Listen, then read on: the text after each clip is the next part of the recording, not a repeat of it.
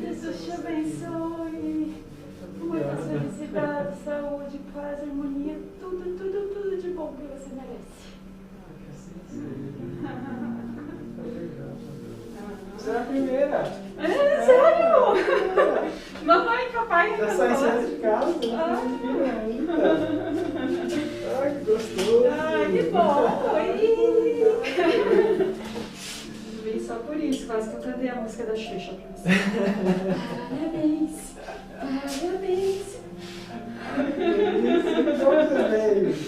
Claro, eu ia trazer um cupcake, mas o Uber demorou pra caramba pra chegar ali.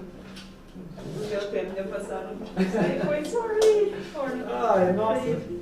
E essa mudança tá me deixando louca. Eu tô cheirando a salompas, tô cheirando a Voltaren, a tua base de Tylenol e Rolex. Pra ficar de pé. Muito obrigada. Imagina. Deixa que eu comando aqui a técnica hoje. Obrigado.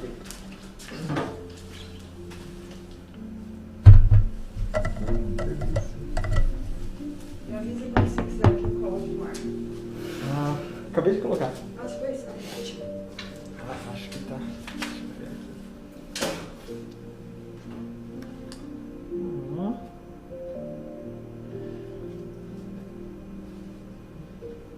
Acho que já foi.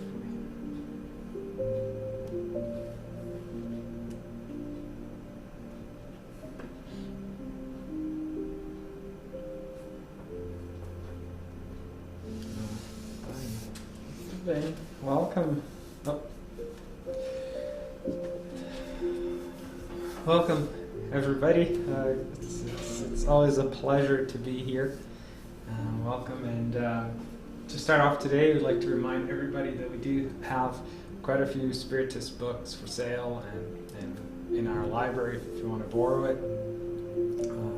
As an example, what we'll be talking about here today is the Gospel According to Spiritism and Paul and Stephen from it's a beautiful story about the relationship between Paul and Stephen and how Paul became to be one of the greatest apostles of Christ. And so yeah, we have these in the library and in the bookstore. If you want to give it a read, I highly recommend. And just contact us, and we'll arrange a time for you to come here and pick it up. So, and to start our talk today, we'll read a text from the book The Way, the Truth, and the Life by Chic Xavier through the Spirit Emmanuel. And it is called The New Commandment. And it talks about a passage from John when Jesus said, "I give you a new commandment. Love one another as I have loved you." An inattentive reading of the text will lead the reader to see these words of the Master as being identical to his teaching concerning the Golden Rule. However, there's a big difference. Love your neighbor as yourself is different than love one another as I have loved you. The former entails a duty, and in fulfilling it, people should not expect the understanding of others. The disciple will love his or her neighbor as himself or herself. Jesus, however, broadens the formula to create a new commandment for the Christian community. The Master refers to this during his final intimate gathering with his dear friends. The commandment, "Love one another as I have loved you," assures a system of true solidarity amongst disciples. It warrants fraternal trust and the certainty of mutual understanding. In their everyday relationships, Christians are to love their neighbor as themselves, understanding, however, that in the home of their faith, they can count on brothers and sisters who actively support one another. This is the new commandment that has established true closeness among those who have given their lives to Christ. It means that in their area of toil, there are those who sacrifice themselves and those who apprentice the sacrifice. Those who love and those who feel loved. Those who do the good and those who know how to be thankful for it. In any circle of the gospel where these characteristics do not mark the way Christians relate to one another, the implications of the good news may have reached inquirers' minds, but they have not gained entrance to the sanctuary of their hearts. So let us pray.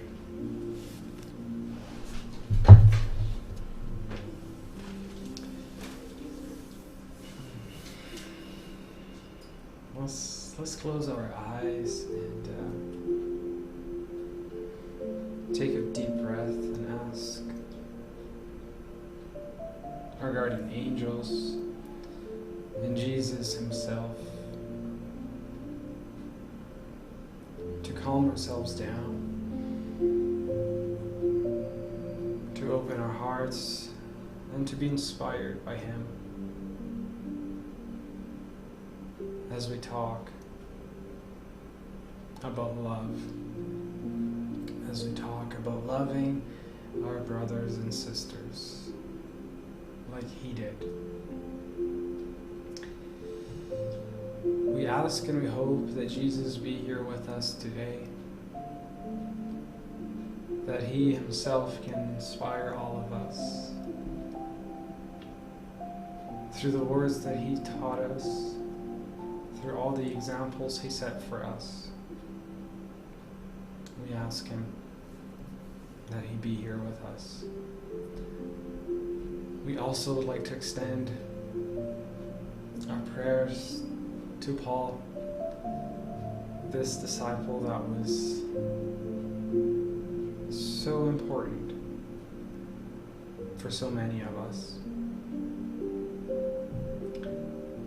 who also, as an example of love, was able to leave a legacy of love, hope, forgiveness, and endurance. And also to our guardian angels, those who are here with us, we ask them to also inspire us, all of us, that our hearts are ready to drink from the fountain of Christ, so we can become living springs of love. So be it. Thank you, Sonia. That's so nice.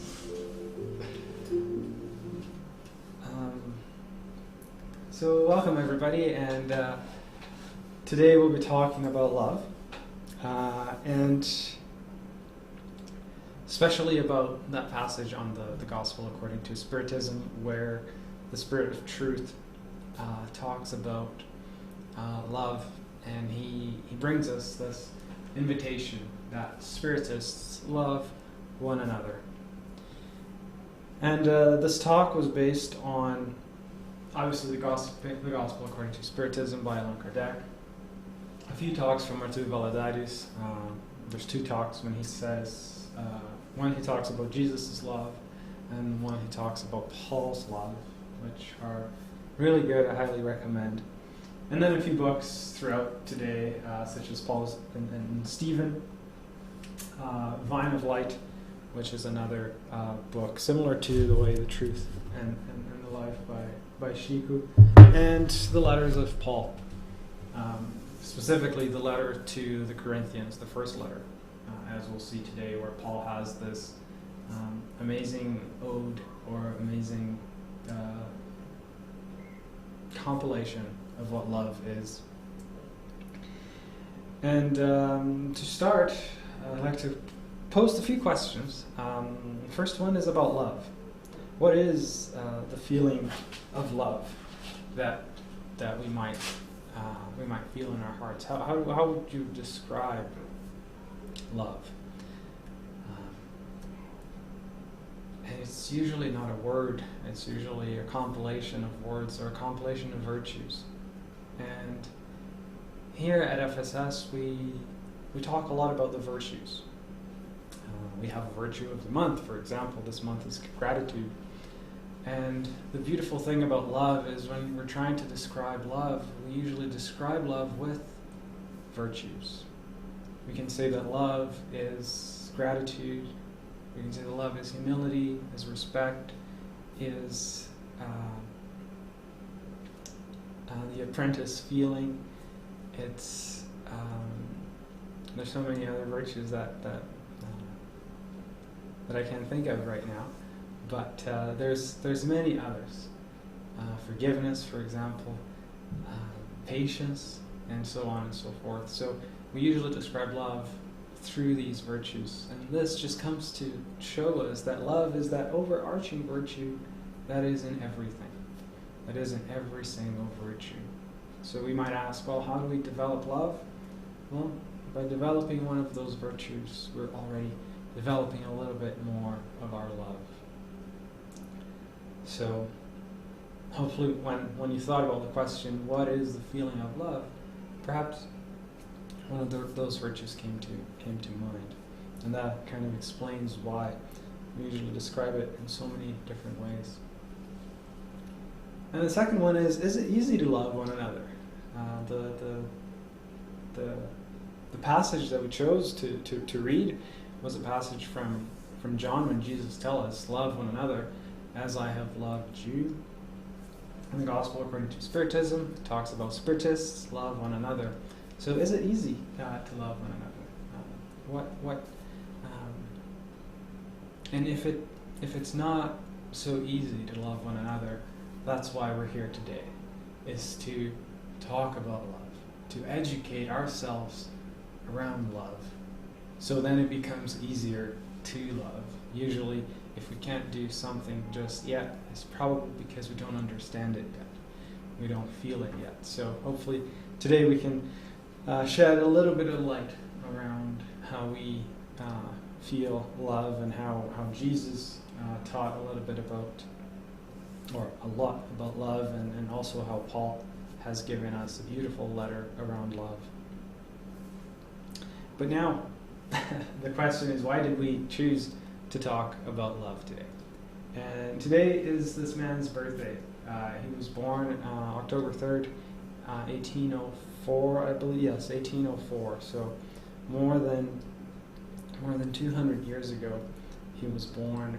And to me, specifically, one of the things that he brought to Spiritism that wasn't as present in spiritualism was Jesus himself. Spiritism has this characteristic of being the promised consoler by Christ, because it is surrounded by Christ. Spiritism, and the Gospel according to Spiritism, has a few letters from Christ himself as the Spirit of truth. And so we decided to talk about love because, to me, one of the greatest contributions from Kardec to Spiritism was making Spiritism be surrounded by Jesus, bringing Jesus to Spiritism, and that's what really made it the promised consoler. And to take one of to me again, one of the most important passages from the Gospel according to Spiritism is one of the letters from the Spirit of Truth, or Jesus himself of truth, when he says, Spiritists, love one another. This is the first teaching. And then he also says, educate ourselves. That is the second teaching. And it's really interesting to have those two together. Love first, then educate yourself. And that's what we're trying to do here today. As we see the invitation to love one another, sometimes it might be tough for us to love one another. We might not be able to do that right away. And that's usually due to lack of understanding, lack of knowing. And that's why Christ would have told us right after, love one another, educate yourselves. So hopefully by educating ourselves, we can more openly and more freely love one another. And to talk about love, we're going to combine something that the Spirit of Truth, Jesus, said here in the Gospel according to Spiritism, and also what he said in the Gospel in that meeting with the Samaritan. So in this book, in the Gospel according to Spiritism, in the next letter, Christ says, or the Spirit of Truth says, "Drink from the living spring of love." So here we're already starting to interpret a little bit about what it means to feel love and the connection that we'll make between love and the living spring. And so to start our conversation today, we'll be talking about the meeting with Jesus and the Samaritan, which happened when Jesus was going to, how do you say that in English? Samarit? The town where the Samaritans lived. And Jesus was by himself. All his apostles had already gone to the city to grab food, and he went by himself to a water well. And he was sitting there, and then the Samaritan came, and Jesus asked her for some water. And at first she didn't quite understand, because as a Jew, it wasn't really common for Jews to talk to Samaritans at that time. So the Samaritan asked, Jesus, are you really talking to me? Right? And then they started to converse, to talk, and at one point Jesus told her, everyone who drinks this water, everyone who drinks the water from this well, will be thirsty again. They'll have to keep coming back and back, because they'll always be thirsty. But whoever drinks the water that I give them will never thirst again. The water I give them will become in them a spring of water up to eternal life. So this is almost the same sentence that we saw in the Gospel according to Spiritism, when Christ was saying, drink from your living spring that is love. And so here we can start seeing and feeling how love connects to us. In this encounter with the Samaritan, when Jesus said all of this in John chapter 4, we can see that we can make an analogy that the same thing that the water is for our bodies, love is to our souls. It's what feeds our soul. It's what warms our soul. It's what our soul was born from, what our soul was born for and born to. As we were created in the image and the similarity of God, we were born out of love. And we were born to love, and we were born for love. So it truly is the foundation of us all. And Christ, in this analogy he makes to the water, we can bring this to talk about love as well. So we'll walk through a few interpretations here that we can get just from this analogy here, from the passage from God. So when we're talking about describing love, right, it's just to help us understand a little bit more about love.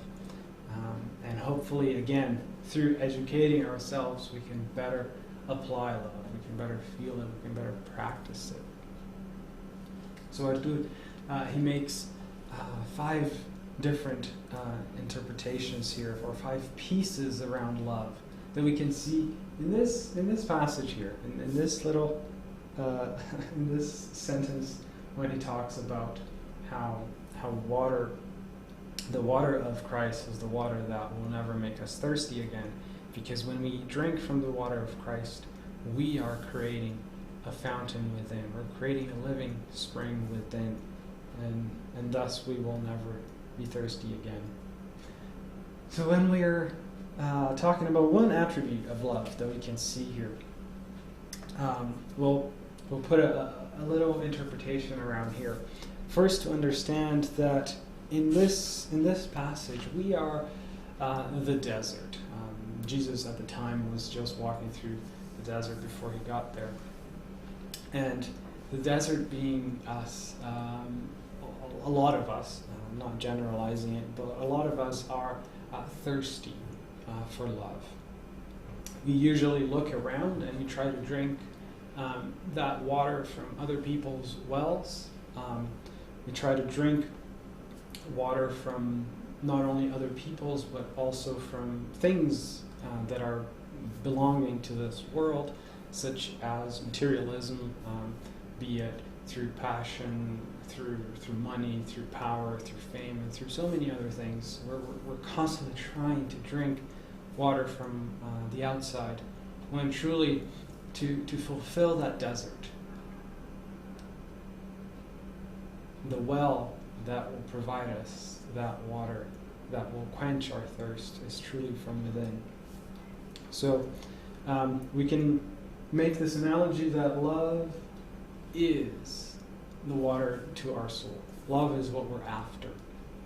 Because as we talked about, love is where we came from, we're going to, and the reason why we're here. Emmanuel, in the book Truth and Love, he says that love is life. In love, we have the image of the pure water that transforms our desert into a garden. So, in many of the talks that we do here at FSS, we usually talk about virtues being those seeds that we come with in our souls, and that through our evolution, through our efforts, through our working, we're constantly watering those seeds. So here, Emmanuel brings to us this idea that love is what will water these seeds and turn them into flowers, which will turn them into a garden. Our garden is fed by our own love, basically. So love is everything truly that sustains our soul. Anytime we're in doubt, and anytime we're in trouble, anytime we're anxious, or anytime we're feeding our ego, is usually due to that lack of love. And the second thing that our two talks about here is the idea that the water well that will truly quench our thirst, is the one that's within us. So here is that invitation for, like we just talked about, instead of looking on the outside, is to truly go within and find that water well. Like Jesus told us, if we drink from his well, if we drink from his water, we will become a living spring. We will become a fountain that is constantly pouring out love. So we will no longer have to seek it outside, because we'll have it within. Right? And Jesus taught us this through many of his examples. Living love in his in every step that he made. And a passage from this book here from Paul and Stephen is, for example, the passage when Paul went to Damascus, and in that moment he ran into Christ, or Christ showed up for him. And in that moment, when he felt the love of Christ, he actually went blind. And we can escalate that, or we can interpret that as love, as Jesus inviting him to look within. Paul, as being somebody at that time, before that encounter, of somebody who was very driven by his ego, very driven by his vanity, by his power, by his money. In that moment, when Jesus met with him and he went blind, it was Jesus telling him, everything that you're looking for, you can find within. And so we can say perhaps that's one of the reasons why he went blind, was for him to go within, to find within himself the strength, the power, and this well, this water that feeds his soul. So that's a great example that we have. And Paul from then on went to be again one of the greatest disciples that we know of Christ. And love, sometimes when we talk about love, it can be something overwhelming, especially when we look around us and we see people that have this innate ability to love, and we're not there yet. So it can be a little daunting sometimes. And Joanna de Angelis, she brings us a good way to calm ourselves by telling us that love is something that is practiced. Love is something that we work towards. It's not something that we're simply born with, but that we work towards it. We practice it, right? And one of the first steps is to learn about love. Once we learn a little bit more about it, we can practice on our daily lives and truly understand and increase that ability to love, which truly is what feeds our soul. And the third analogy that Artu gives us, which is really interesting as well, is that love, like this living spring, like a water spring, does not ask questions, does not demand anything, does not have prerequisites. When we go to a fountain, when we go to a spring to grab water, the fountain is not asking us anything. Right? The water is not there only for a certain type of people. The water is there for everybody that gets there. Same way of love. Love does not demand anything in return. Love never asks if the person has done something or not, if the person is good or bad. Love just gives. Same as a water well. Same as a water spring. It just gives. And it never expects anything in return. So there is a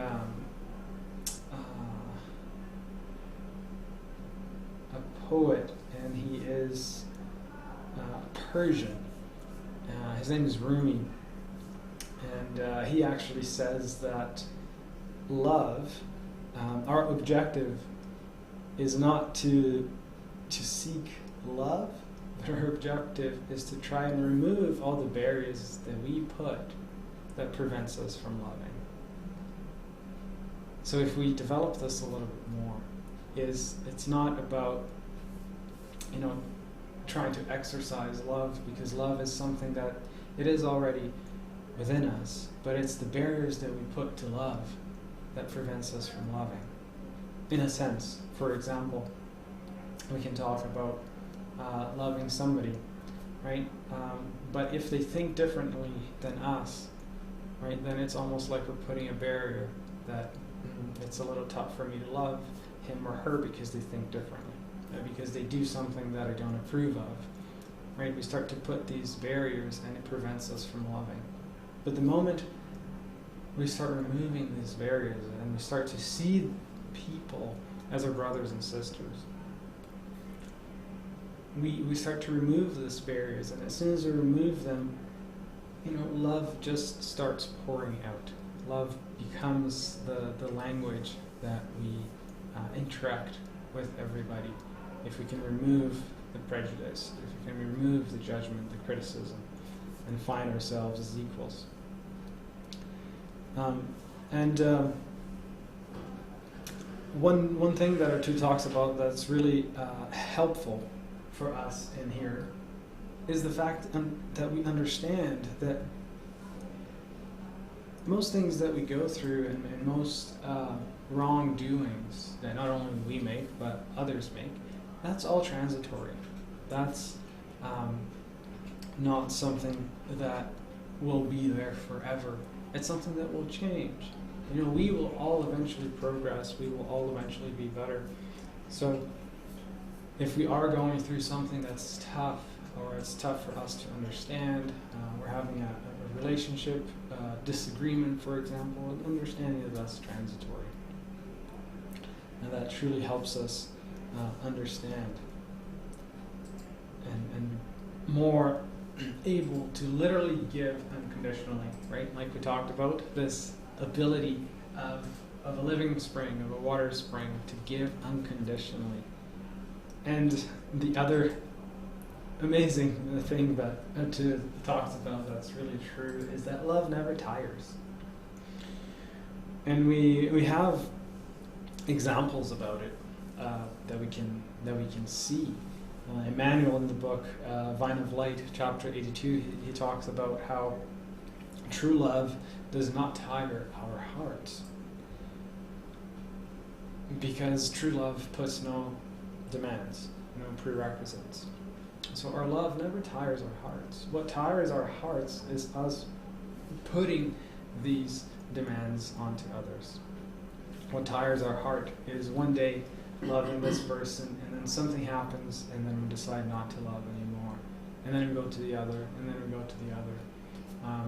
It can be also the religion that we are part of. You know, the moment that I hear something that I don't agree with, I move to somebody else, I move to someone else, I move to another religion, and I keep moving, and that's what's tiring our hearts, because again, we're putting conditions to love, when love is something that is unconditional. And we can look at Chico Xavier. He was a great example of love, how love does not tire us. He was relentless. He would barely sleep. He would always be cheerful, because he was truly living love. One day when a woman came to him and asked and was complaining to him about all the issues and problems that she had, and then Chico told her that she needed to feed her, or to feed herself from her own love. She needed to feed herself from her own self-love, and that would bring her peace. There's a Catholic saint, Saint John of the Cross, who says that souls that walk with love,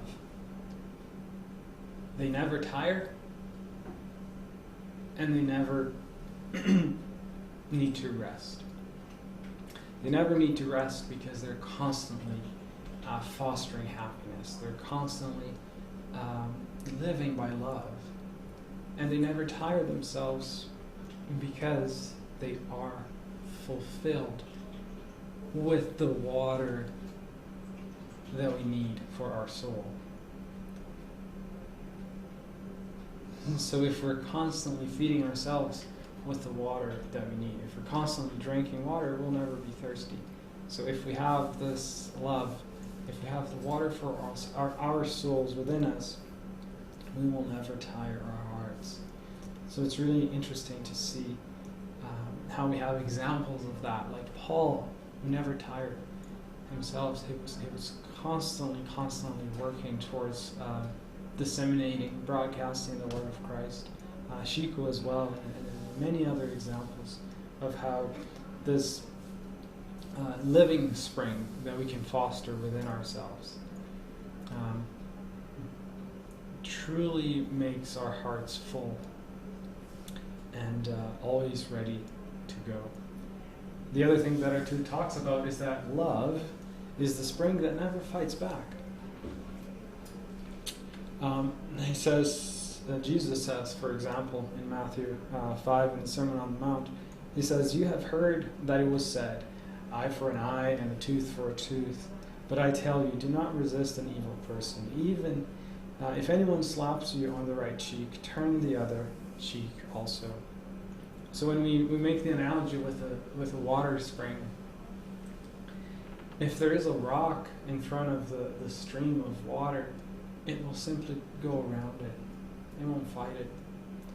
And if there is no way around it, it will build itself, it will grow itself, so it can then go over the rock. So this brings the harmony that love brings to us, that it doesn't fight. It takes all the offenses and transforms it into love. And the last one is that love is the spring that goes around ways like I just talked about. changing our roots instead of fighting. So much so that in the second letter to the Corinthians, Paul said, "For Christ's love compels us." In Portuguese is "O amor de Cristo nos constrange," and Natu makes an interpretation here that he says that when we're touched by Christ's love, it's hard for us to stay still. It's something that compels us to go out there and share the love and share it with others. And that is the last characteristic of a living spring. A living spring is constantly flowing water. It's not accumulating, but it's flowing. And the same happens when we are loving, when we're working for love. Is the more we look at ourselves to love ourselves, the more we will love others as well, because it's this constant flow of love. And the Sermon on the Mount from Christ in Matthew 5, chapter 5 to 7, he tells us something that can be really helpful for us to understand how to love one another, especially in these days. When he says, "You have heard that it was said, love your neighbor and hate your enemy." When Jesus came and changed a little bit, proposed a new way of living when he said, "But I tell you, love your enemies and pray for those who persecute you." He said, love your enemies, not hate them, but love your enemies. And it can be a little tough. It can be a pretty big trial for us to try and love an enemy. And to explain us a little bit about this, I did a talk a few months ago about forgiveness. And we'll bring a passage, a sermon that Martin Luther King Jr. did, called "Loving Your Enemies." And he had quite a few, and he had to love and forgive daily. So he's a very good example for us to see how loving our enemies is possible. And he describes that a little bit. And he says in his sermon, he actually describes the word love as having many different meanings, especially if you look at the word in Greek. We have, for example,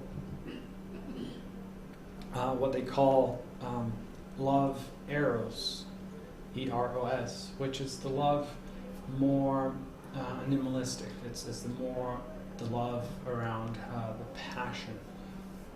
So that is one, or more romantic. This is one way of the example of the word love, or what it means. The second one is the love that in Greek is called philia, which it's the love that we develop in relationships where we start to develop trust with a friend, we start to talk, we start to confine ourselves with them and tell them about our lives and so on and so forth. So this is a second way of love. The third one, which is called estorga, that one is the love that surrounds our family. It's usually the love that we feel for our family members and for our very, very close friends. And then Martin Luther King describes a fourth meaning of love, which is called agape. And agape, he describes it as being the love that is understanding, being the love that is redemption, and that is good, the goodwill for all men. So here we can start to see that this level of love was the level that Jesus had in his mind and in his soul. It is the love that seeks nothing in return. It is a love that it's overflowing. So again, bringing that living spring that we can cultivate within us. It's a love that overflows and it asks nothing in return. He says, when you rise to love to this level, when you can love to this level, he says, you begin to love men, not because they're likable, not because they think as you do, not because they look like as you do, not because they have the same taste as you do, but you love them simply because God loves them. So if God loves somebody, who are we not to love them, right? So he says, you look at every man and you love him or her because you know God loves them. And this is what he was explaining to us. Martin Luther King Jr. was explaining to us in his sermon of how we can love our enemies. It's the love that we love them simply because God loves them. There's no demands, there's no prerequisites. We don't ask anything. We simply love. And who better to talk about love than Paul and Stephen? And this book here, Paul and Stephen, is my first Spiritist book that I read in full, and it's to this day my favorite. It's a story. It's a true story that happened that can truly show us how love can change people. Not how demanding, not how forcing, not through the words, not through the use of demanding or force, be physically or verbally, but how love can change. And to bring a passage from this book, for those of you who haven't read it, it basically tells a story about Paul when he was still Saul of Tarsus. He was a doctor of the law. He was someone that was very knowledgeable, had a lot of power and influence. And then he meets Abigail, who becomes his fiancée. And then he also meets Stephen, not knowing they were family. He meets Stephen, and in Stephen he finds a connection to Christ. Stephen was so fully connected with Christ and truly loving this agape love in his heart. And that really bugs Paul, because Paul could see in Stephen the peace that Paul was looking for but couldn't find. And because Stephen was Christian, Paul was relentlessly chasing him to the point where Paul orders him to be stoned to death. And this brings us to a passage that is truly profound in this book. It's when, after being stoned to almost death, Stephen is lying down next to Abigail, his sister. And then Paul enters the room, and Stephen is about to die. And Stephen asks Abigail, so now that I'm gone, who's going to look after you, Abigail? And then Abigail looks at Paul and says, he's my fiancé. He's going to look after me. So you can start to feel what's happening there. So you have Stephen who's about to die. Paul, who was the reason why Stephen was about to die. Paul was the one who ordered him to be stoned. So Stephen, in our conception, had all the reason to hate Paul. And Stephen says to Abigail and Paul, may Christ bless you both. And then he looks at Abigail and says, I do not have in your fiancé, so I don't see Paul as my enemy. I see Paul as a brother. And he says, Paul must be really good and generous because he defended Moses till the end. Can you imagine what he will do when he meets Christ. And Stephen, already loving Paul and seeing the true potential that lied in that soul, said, can you imagine what he'll do when he meets Christ? And a few years later, when Paul met Christ, and then the rest is history, as we all know, he truly became one of the greatest disciples of God. And Stephen saw that potential in Paul. So this is a great example of what this agape love is it's loving beyond our own disagreements, but loving above everything else, everybody. And in this moment, we can say that Paul's heart started to change. And Tud even asked the question, what kind of heart can resist to that kind of love? No heart can resist to that kind of love that Stephen showed Paul in that moment. So it already started to soften Paul's heart a little bit, and then he became what he did. And so, as an example of love, an example of somebody who didn't know what love was, and throughout just one lifetime came not only to understand what love is, but truly feel it like Paul did. He, in the letter to the Corinthians, in the first letter to the Corinthians, which is a very famous letter of Paul, and Corinth, which was the town where the Corinthians lived, was really dear to his heart because it is where Abigail and Stephen came from, around that area. So Corinth was an area that was really dear to his heart. And Corinth at that time was a cosmopolitan town. It was driven by materialism, by competition. It's where people would go to find pleasure and parties and things of those sorts. And Paul starts to, in his first letter to the Corinthians, to talk about these disparities, talk about why there was so much competition, why people were fighting against each other to be better than others, to the point where people were arguing.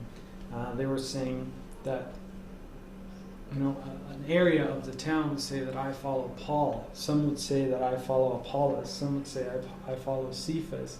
Some would even say I follow Christ. You could see that they were in disagreement. They were trying to show that the person that they were following was best, or was better than others.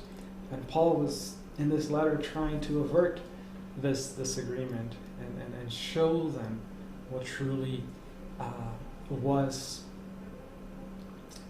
the objective of our soul, which was to love. So in this first letter to the Corinthians, right in the middle of the letter, Paul put a chapter to talk about love.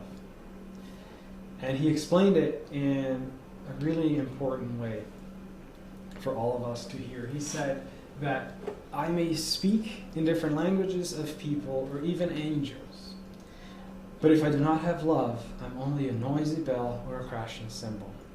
So when people were arguing to see who had the best powers, who had, for example, even at that time in mediumship, who had the best mediumship, who had the best connection to the angels, he was saying, if you don't have love in those, everything that you say, everything that you do is empty. It's just noisy, but it has no sustenance. Because that's what love gives. It gives meaning, it gives sustenance to everything that we do. And then he went on to say, I may have the gift of prophecy, I may understand all the secret things of God, and have all knowledge, and I may have faith so great that I can move mountains. But even then, even with all these things, if I do not have love, then I am nothing. So again, Paul telling all of us, I think we can all use some of this now, right? If we have the gifts, if we can do a lot of things, if we're powerful, if we can move mountains. But if we don't have love, we are nothing. As simple as that. And he keeps going and it says, I may give away everything I have. I may even give my body as an offering. But again, if I don't, I gain nothing if I don't do it with love. So this talks a little bit about charity and what it means to truly be charitable. So if I'm all about giving, and if I only give without love, my soul gains nothing. He says, even if you give your body as an offering to be burned, but you don't do it with love, you gain nothing. So Paul, he said these words because he meant it. He said these words with love because he had gone through it all. You know, he had the ability to speak in different languages. He would be one of Moses' guardians. He would see himself as that guardian. So he would have all the power. But even in all that power, he couldn't find peace. Because the thing that he was missing was that love. And when he found that love, he needed nothing else. Because he had everything. And then he goes to describe what love is. And these are, again, some of those virtues that we talked about when we started this talk. When we're trying to describe love, it's usually described through a lot of virtues.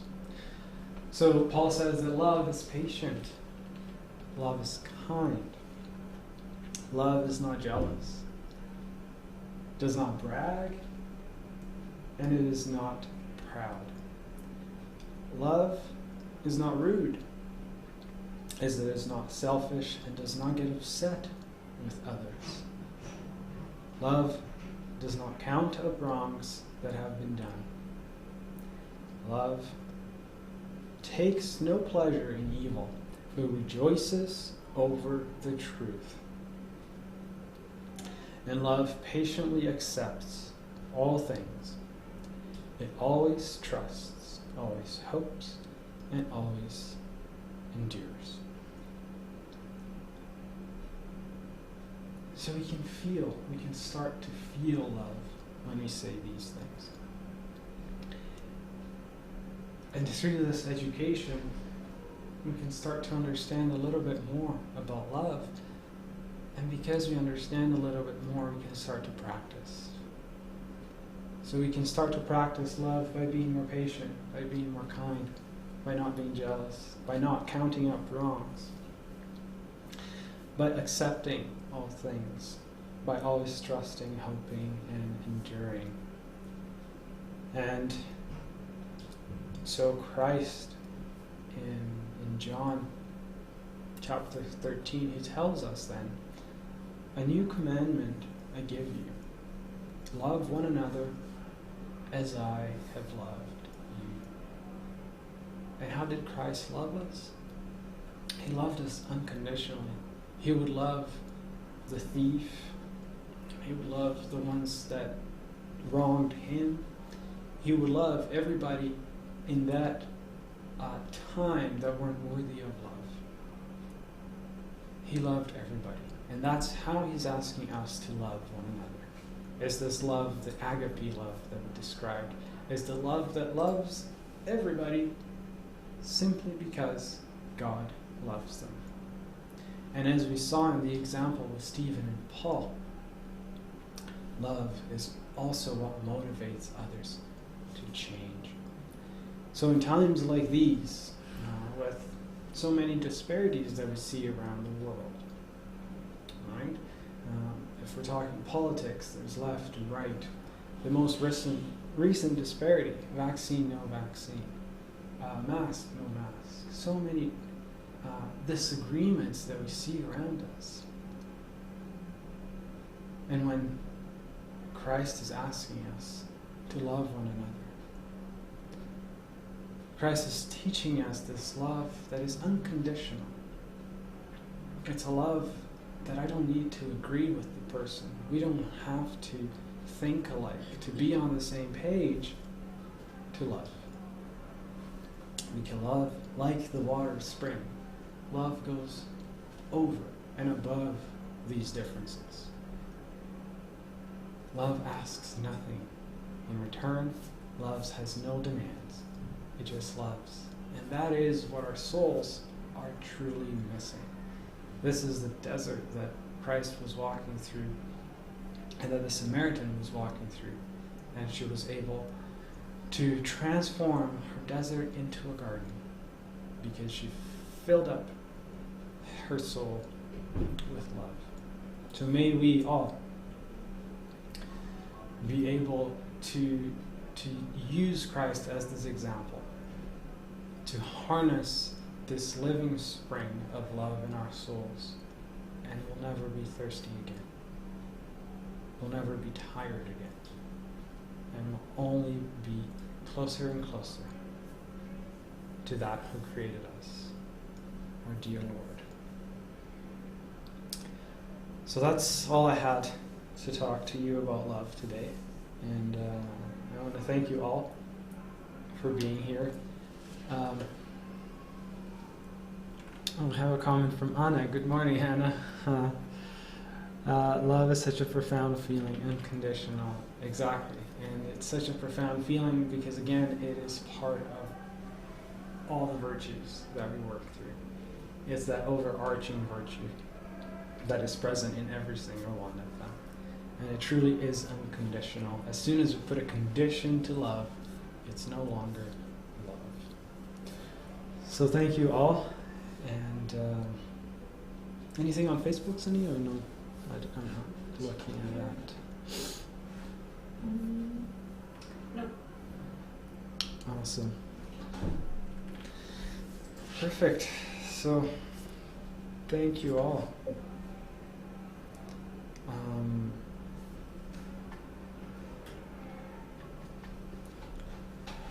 And we're going to now go for a little prayer. And we will close our eyes and take a deep breath and feel that love and ask, Jesus, may I feel your love? Paul, may I feel your love? Stephen, may I feel your love?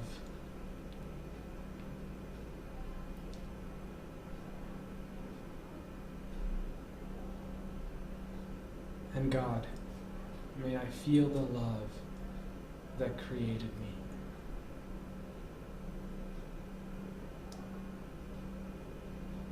And help us all to practice the love, to harness this living spring within our hearts, that the more we love, the more we give. The more we love, the more we change our desert into a garden. The more we love, the more flowers blossom within us. The more we love, the more perfume is emanated from us. The more we love, the more people will feel the love. And the more we love, the more harmony, the more fraternity, the more forgiveness, the more peace we'll feel and we'll see around us. Thank you again, Lord. Thank you again, Christ. Thank you again, Paul and Stephen, for showing us what love is. And in that, may we be able to truly follow your footsteps in developing and fostering love today and every day from here on. Thank you, and so be it.